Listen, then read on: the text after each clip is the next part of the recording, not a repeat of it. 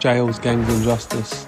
Created this podcast to help others like myself who have been through the system, who have been through the struggles, to overcome whatever it is you've been through.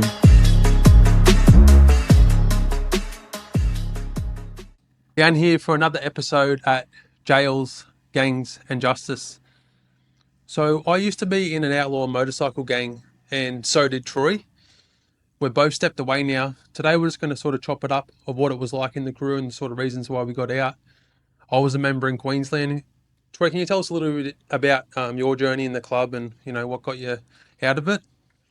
Yeah, well, I'd been around clubs a lot of my life. My uncle was always in and around them, and just seeing the way they interacted with each other growing up, I was like, oh, I want that, and I romanticized that growing up. It was like there was a lot of needs I could get filled by being in one, and I'd always subconsciously said that I wasn't going to join, but deep down I sort of knew that that's probably where I was always going to head. So I was always looking for something with identity, whether it was Army cadets, and then moving on to CFA, karate.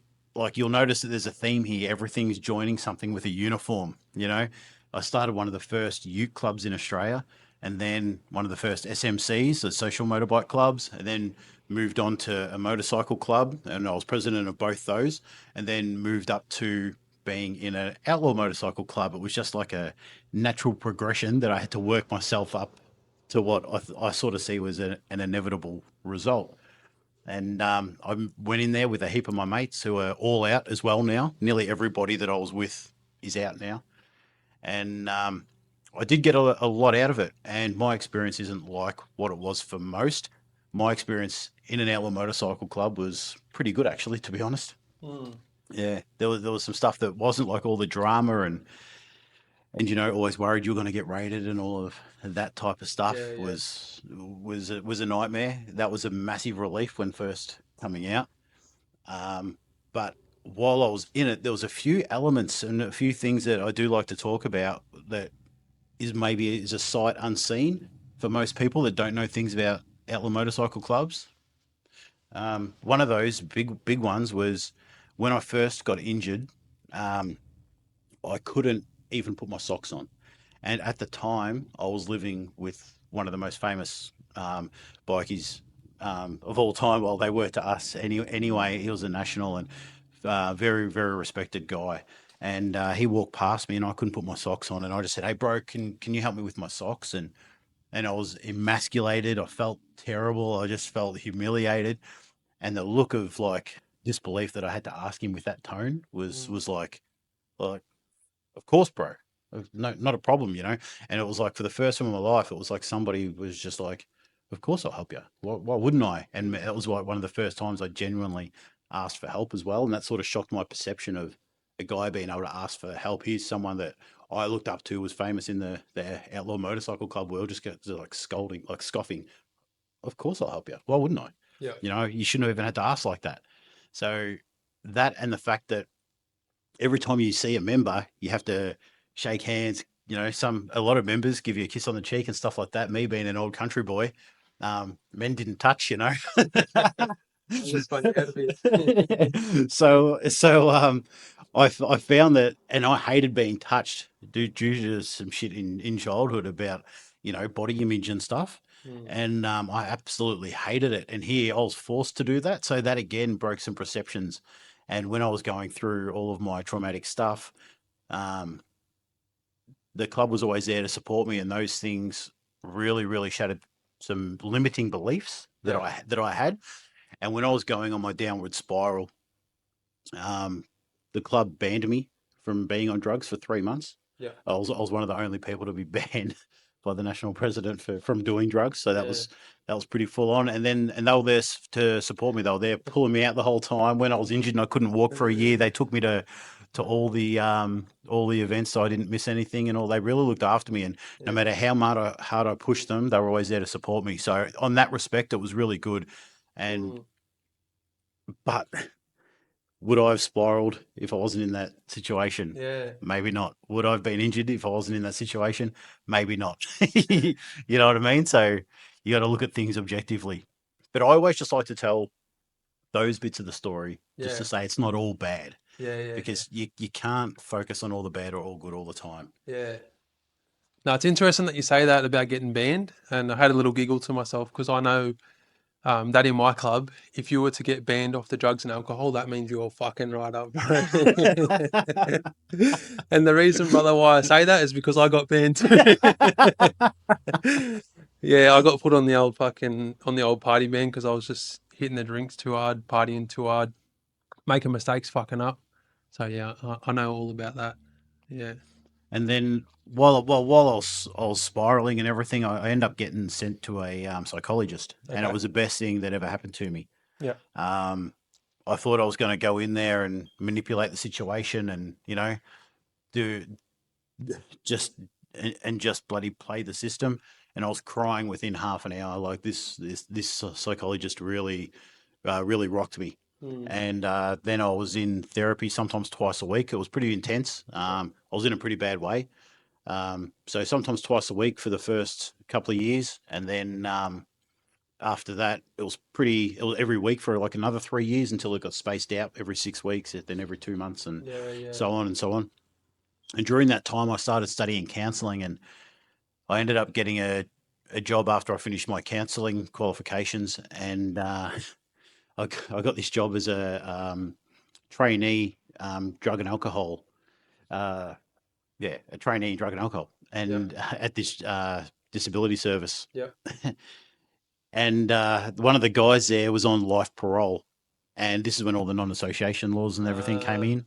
And we couldn't be in the same building together, and that just made life very, very hard. yeah. So I went and spoke to the club, and I said, obviously, it's hindering my life, it's hindering my career. I can't be in the same building with somebody that I work with. Yeah. It's complicating everything. Yeah. I think I'm going to have to leave. And they said, who are we to stand in your way of you bettering yourself? You're not Yeah. leaving because you're a dickhead. You're leaving to help other Yeah. people. Yeah. And who are we to stand in your way of doing that? Yeah. And that was it. Yeah. Um, but again, there's always good and bad with everything. Yeah. Even though I was on good standings, Yeah. my phone went from being red hot Yeah. to dead quiet in an instant. Yeah. Yeah. It used to go flat twice a day. Yeah. The next day, I didn't receive a message or a phone call. My Yeah. phone You sat would there have quiet, like nothing. would not know what to do with yourself. Absolutely not. So there was a massive void. And Yeah. then it was in that moment that I realized I was searching for things in the club. Mm. Um, and I was using the club to fill a void in my own inner self that I Yeah. had to deal with. And Yeah. then that void became abundantly clear Mm. because that silence was deafening. Yeah. Yeah. That's wild. I suppose a bit about like my story and how I got into it varies a little bit and the reasons why I got out.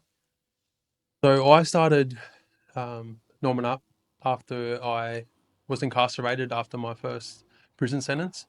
So my dad served a 16.5 year prison sentence in the New South Wales prison system. I grew up visiting jails, having jail phone calls, um, just getting used to going to prison visits and dealing with how the screws would treat myself and my loved ones. So, they'd be running the sniffer dogs over our private areas, over my nana's private areas, over other people's private areas, over, little brother and sister. And this happened for many years on end. And I grew up in housing commissioners, a lot of domestic violence, drinking. All the kids in my block where I lived, like their brothers or mothers or everyone in that street was affected by drugs and alcohol, and their loved ones were in jail. So I grew up visiting jails, and then I was looking up to my dad. He was my king. He still is the king in my eyes. And I always looked up to him. So by the time I got to 17 years old, I ended up going to jail. All that stuff become normalized to me. And when I got out, I was back on bail, back on probation, back on parole. But I think in that whole time, I was looking for like a father figure in my life. And, when I was growing up, there's a lot of different men in my life. My mother, was with other members as well. So like I always had that father figure or that father figure that I thought that was in my life that kept going in and out of my life. Either my dad was in jail or different men coming in and out of my life, but like they were in that life, bikies or crims. So for me, when I got out of jail, I was 17 years old, turned 18 in jail. On my 18th birthday, I got transferred to a different prison. I was at Brisbane Boys Yard, when I was there, I had some really sad things happen to me. Got touched up in a bad way by a prison officer. So by the time I got to jail, I was already scared of what I seen in the news, hearing stories and what had happened to me.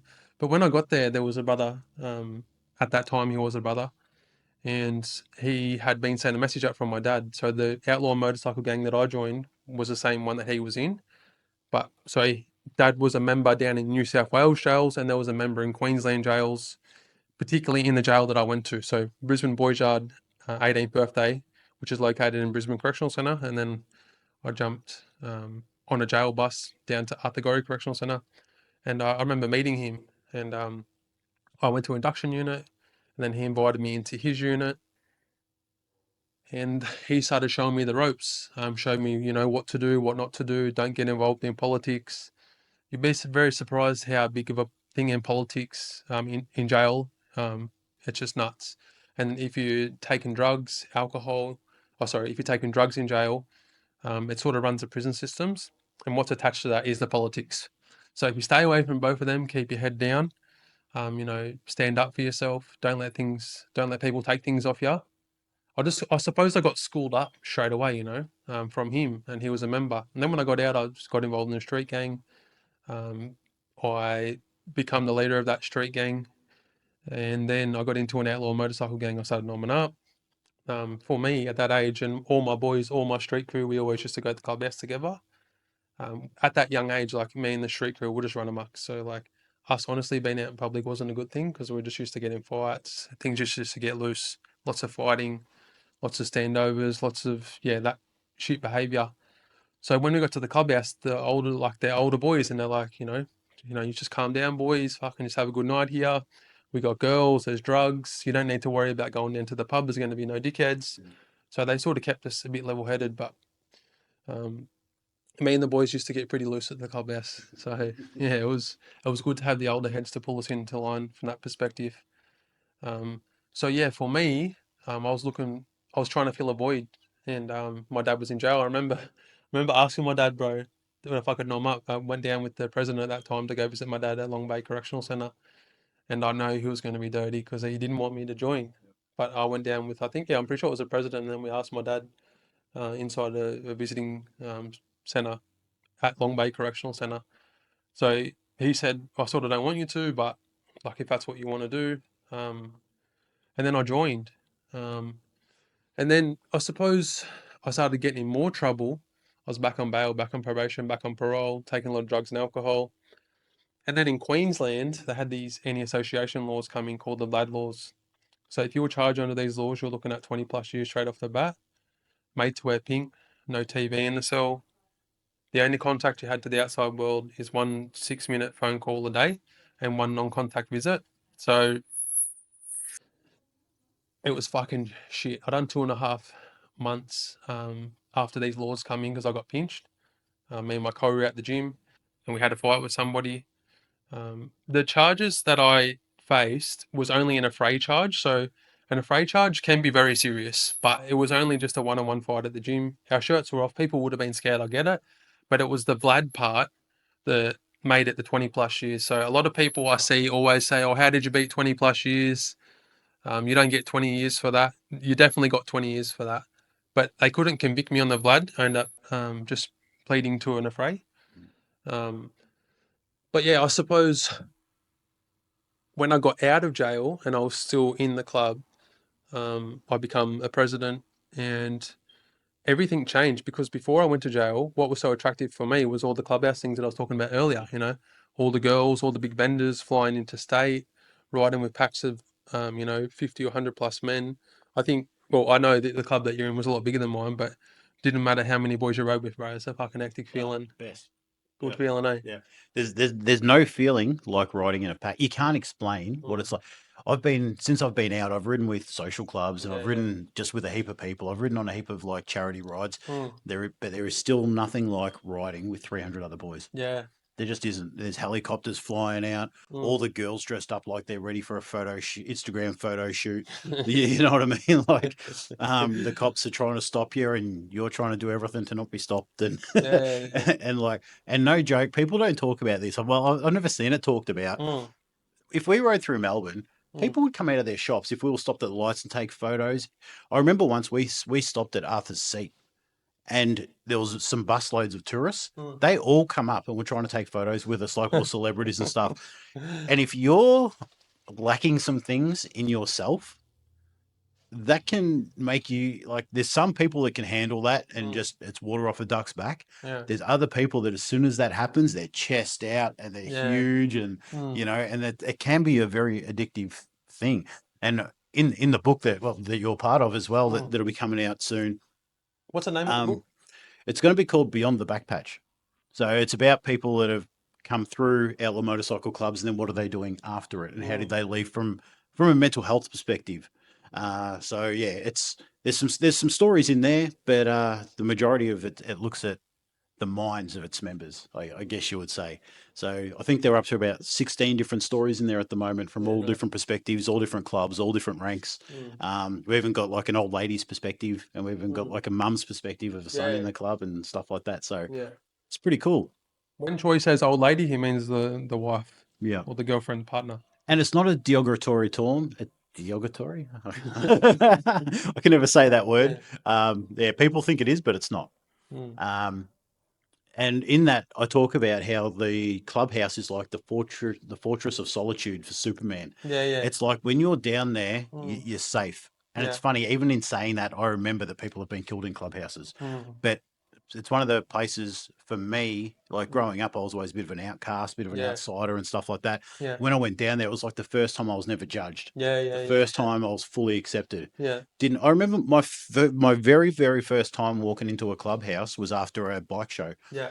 and I bumped into a national, and I remember that strip on the bottom.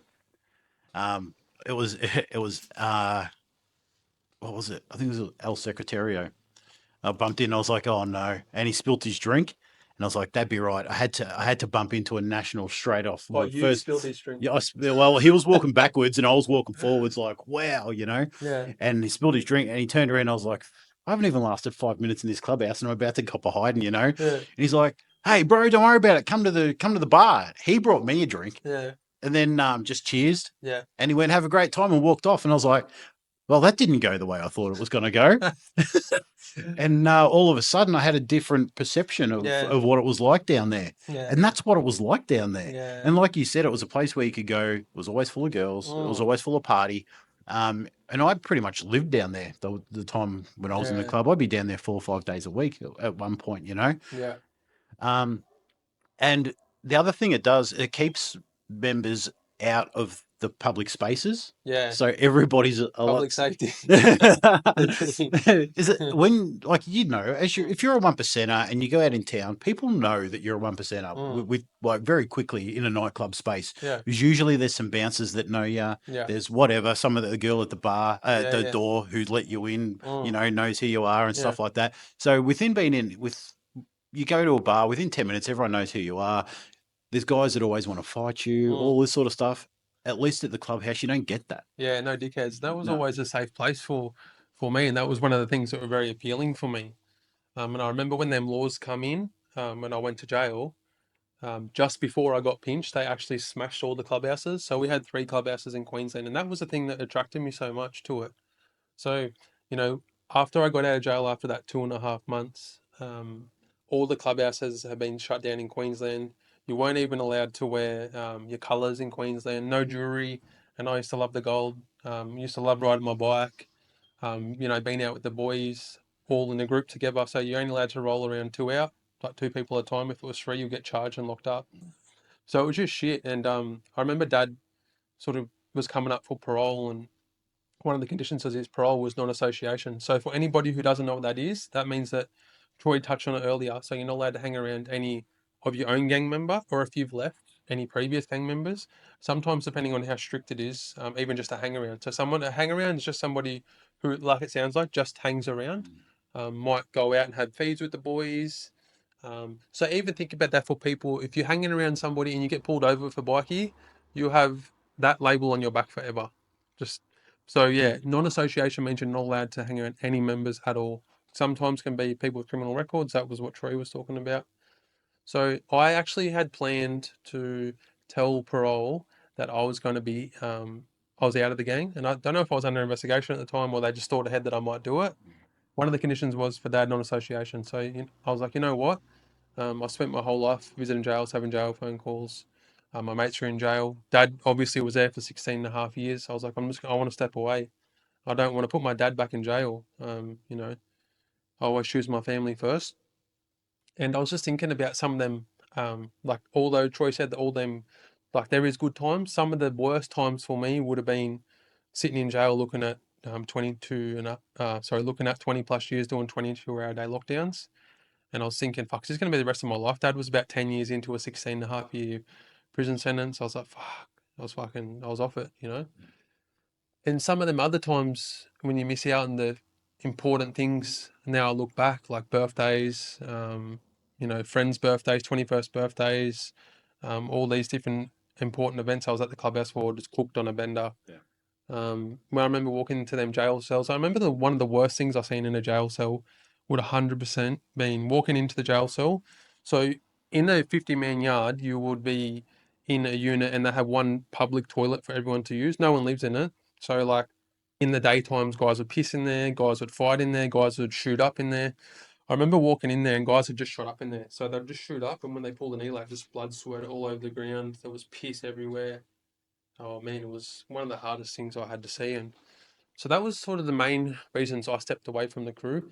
But brother, I just wanted to ask you as well, if anyone is thinking about stepping away from the club, um, what was it like for you? Like what thoughts, feelings, emotions did you go through when you stepped away? And like, yeah, just do you talk through that? Still today, it was the hardest decision I've ever had to make. Mm, Walking away from the club was, yeah, I'd had probably been thinking about it for 9 months, to be honest. Like, not consciously really thinking about it, but I knew that something was probably going to come to an end at some point. And when I made the decision, I thought about it for like another couple of months, and it wasn't trying to get the courage up. yeah. It was trying to make sure that I didn't let the boys down, Mm, and it was that I'd put so much into it. It was so much of my life that mm, it was like and I knew that it was going to hurt. It was like tearing a band-aid off, like it yeah. was I knew that it was going to release a lot of things and my life was going to dramatically change. Mm, I had a pretty good idea that, I wasn't going to see them much anymore. Funny thing is, I see a lot of them now, mm, um, which, as they leave the club, they get in contact with me and we catch up now. Some of us ride together, a few of us ride together, yeah. and they're all doing some pretty cool things. But that first part was painful. Yeah. And I spent the next probably year and a half trying to fill that void back up and trying to find out who I was. Yeah. So I always recommend if you are thinking about leaving the club and if you do leave a club, you need to start making a life for yourself outside of the club first. Mm, That's something that I did with all the studying, the yeah. work, because while I was in the club, I was full time. I didn't work for most of my time in the club. I was a full time bikie, Yeah. and when I got this traineeship and that, I was still in the club, and that sort of gave me something to do outside of it when I left. And I Yeah. was studying outside of that as well. One of the single most, or two of the best things I ever did for myself was straight after I left, I started volunteering at community centers and Yeah. food banks. Yeah. Met healthy people, Mm, and I was doing something that would make me feel good, giving back, which yeah. created Fuck yeah. some meaning and purpose. Mm, Another thing I did is I created, Complete Health Geelong, but the idea was to start a group of guys that were trying to better themselves to train with, yeah.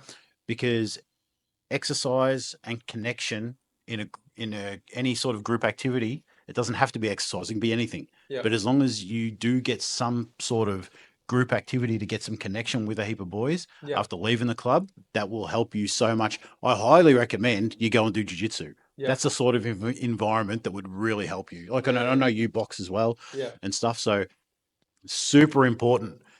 You really do need to fill that void, and they're two major things you can do straight away that don't cost you anything, and in fact, you end up helping people. Yeah. Yeah. No, it's amazing. Yeah, it's always hard for somebody to see that, they might be, I'm not talking about leaving a club, I'm talking about being in a negative situation and outside looking in. You'd probably be able to recognize that you're in a bad situation, and there's only a sort of few ways you can stop doing it. And things that can help you when you're, in the negative situation really count. Like them things that you said, I know I use some similar things but different. So when I left, it was definitely one of the hardest things as well, bro. Like, every weekend for like 5 years straight, I was in street gang. I was a nom, going interstate, having massive benders, girls, all that sort of status, the power that comes along with it just went away. And I was also living in a bit of fear, the cops kicking my door in. And I also didn't work either, bro. I had a few attempts at businesses, tow trucks, and selling clothing online. So Which is the go-to for a lot. it definitely is. So I, when I left, I was just had all these funny things going through my head, thinking the cops are going to kick my door in, thinking that a different crew's going to kick my door in, because I'd done some really bad things and things that I deeply regret to this day, and also to people that were still in that life and still are. And I know if the shoe was on the other foot, I wouldn't just forgive him. So it's a dog eat dog world. It's an eye for an eye. If you're going to get someone, it doesn't leave your mind because the other person left the scene. So I was living with that fear. I was taking heaps of drugs, lots of coke. I was looking behind the curtains. I was looking under the doors. I was wigging, bro. But then I was like, I need to get a job. So I started working, started going to university, um, and now I've got a completely different network. Because the network before was just, crims, guys from jail, bikies, drug dealers. But it didn't come that quick. I didn't have anyone at the start. I just started listening to podcasts. I started reading books. I started working. I started getting into university, and I was encouraged to start studying law. So I'm studying law now. Troy's also a counsellor. And he's created an amazing thing here. We got a massive community day, free community day coming up. He's got his book going. He's got Complete Health Geelong, which he's killing it in. And we've got our knock around guys crew, so we do that every single Monday night. But brother, can you tell us a little bit, firstly, about Complete Health Geelong, then maybe a little bit about the book and the day that's coming up, because I think all them things you've done so amazing with. Yeah, cheers. So Complete Health Geelong is a mental health and disability service. We look like a gym because we have a gym. And that's just based on that. I think it's so important for connection. It Mm, burns off all the bad chemicals. mm, It releases all the good ones. And you can work through so much. I do counselling and exercise at the same time, and it's the best results that I've ever gotten with anybody who's doing mm, that. I can do talk therapy yeah, for weeks to accomplish what I can accomplish in one session with doing yeah, kickboxing, weights, and counselling mixed together. yeah, It's just phenomenal. Similar to DBT therapy, if anybody's listening that knows what that is.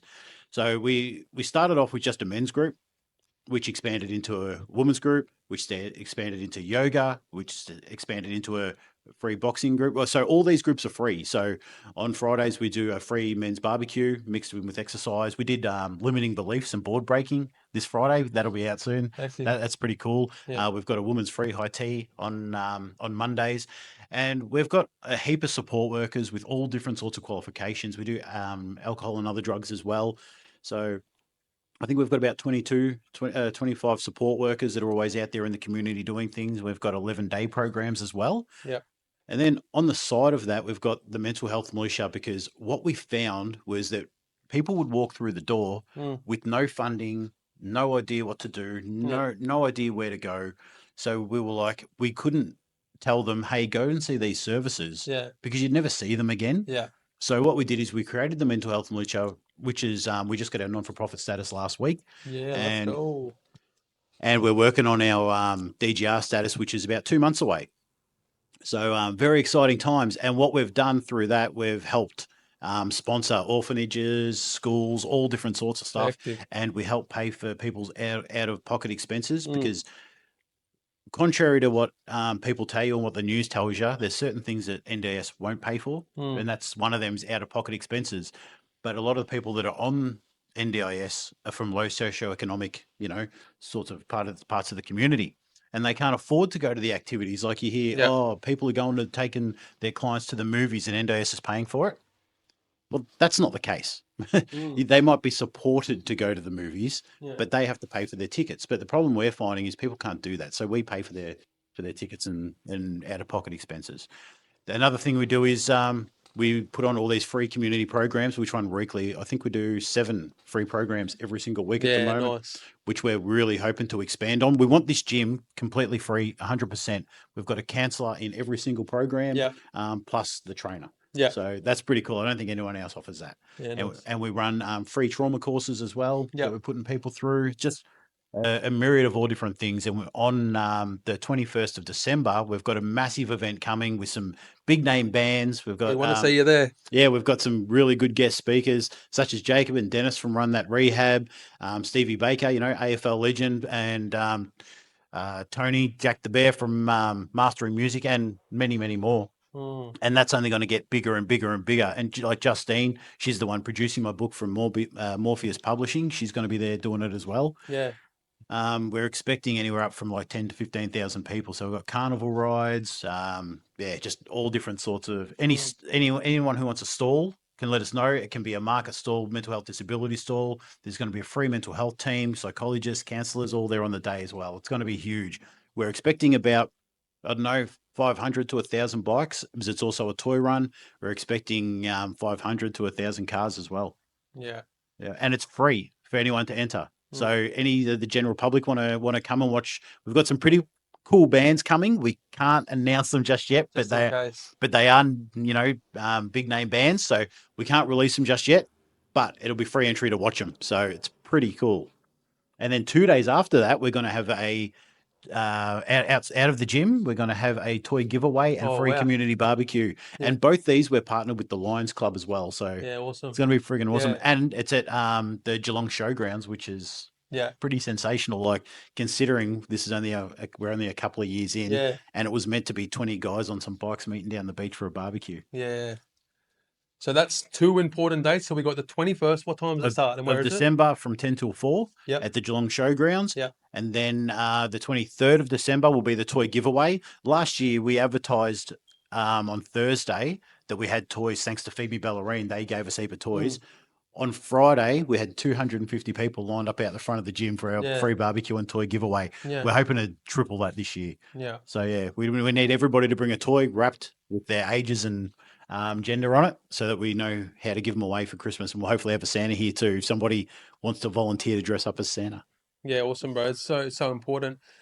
Thank you for coming on today. But just before we jump off, I want to just quickly, if you could talk about your book and also what are your handles on social media, because I know um, me and Troy and Dennis do a Monday live stream on TikTok every single Monday night. And we put out a lot of content there, but there may be other followers that don't know about Troy yet. So for any of my followers who are on here now and you want to get in contact with this fucking legend, what's the best way to get in contact? And can you tell us a bit about your book? Yeah, so the book, Beyond the Backpatch, it is essentially just an inside look into what we've been talking about today, but it's more so like we talk about the mental health side of it. So hopefully by the end of reading the book, you've actually got a bit more of a vocabulary on mental health and trauma, Mm, while being entertained hearing about some bikey stuff. So people will tell some stories. Everyone's free to elaborate, but we really try and ask. We even ask the question: were you diagnosed with any mental health issues? mm, As one of the questions. So I'm interviewing them with 21 questions. One of the questions is, was it really like Sons of Anarchy, and can you elaborate? So, because that's something that I got asked weekly when I mm. was in a motorcycle club. So if you want to see some of my stuff on TikTok, I post stuff about trauma and just about everything we get up to. I talk about complex trauma and codependency a lot. I've got a personal public page, which is just Troy Conchies. That's Beyond the Backpatch. Mental Health Militia has its own page, and so does Complete Health Geelong. So if you want to see all the actual good in the community we do and see all of our free programs, look at Complete Health Geelong and the Mental Health Militia. We also go on some motorbike rides, because a few of us ride. We aren't a bike club. I know it looks like we are, but we're not. Um, so a few of us ride, a few of us have got cool cars. So we do go on meets and stuff like that. So if you're interested in that side of things, if you're leaving an outlaw motorcycle club and still want some boys to ride with and that, you can get in touch with us, and you're welcome to come for a ride, so that you're still getting that void with some guys that were also X 1%ers, because there's a few of us in the militia that are. Yeah, awesome, brother. Well, thanks for having, yeah, thanks for jumping on today. It's absolute pleasure. Thanks for having me. Thank you for tuning in. If you would like to follow along with what we do, you will be able to find all of our social media platforms in the show notes. We do ask that you could do us one solid. If you gained any knowledge from this or provided any value, we don't charge a fee for this, but if you could just share it with one person, that will be awesome. Let's go.